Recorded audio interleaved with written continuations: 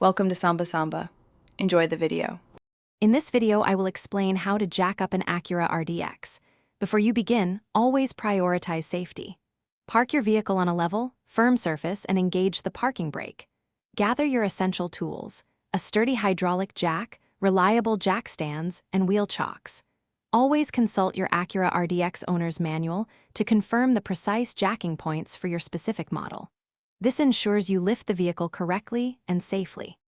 To lift the front of your RDX, first locate the central front jacking point. This is typically a reinforced crossmember or a designated pad near the front of the engine. Carefully position your hydraulic jack directly and squarely under this point. Begin to slowly raise the vehicle, ensuring it lifts evenly. Once at your desired height, immediately place jack stands under the designated support points, like the pinch welds, for stability. For the rear of your Acura RDX, identify the central rear jacking point. This is often the rear differential housing or a reinforced frame section.